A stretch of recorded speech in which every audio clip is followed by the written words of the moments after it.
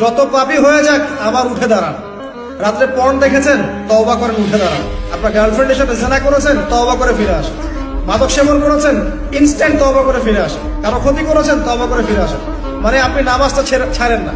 মানুষ আল্লাহর পথে চলতে গেলে সবসময় একই গতিতে চলতে পারে না।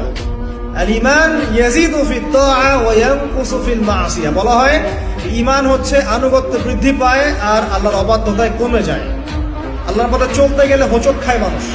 অনেক সময় দেখা যায় যে খুব ভালো আমল করছি, মনে হচ্ছে আমি খুব ভালো লেভেলে আছি, ঠিক ওই সময় দেখবেন একটা ভুল হয়ে গেছে। এটা হয় না? বাসলিপ করে না মাঝে মাঝে? ওই সময় আবার উঠে দাঁড়াবেন, আবার তওবা করে ফিরে আসেন, ওযু করে ফিরে আসেন, আবার জায়নামাজে মুসল্লায় দাঁড়ান, সালাত পড়েন। সালাত ছাড়েন না ইনশাআল্লাহ।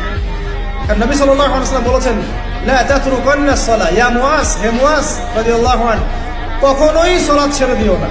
লা তাতরুকান্না সালাতাল মাকতুবাতা মুতাআম্মিদান, কোশ্চিন কালেও তোমার উপর ফরজ সালাতকে ছেড়ে দিও না। কারণ যে ব্যক্তি ইচ্ছাকৃতভাবে ফরজ নামাজকে ছেড়ে দেয় সে ব্যক্তি যেন কুফরি করল।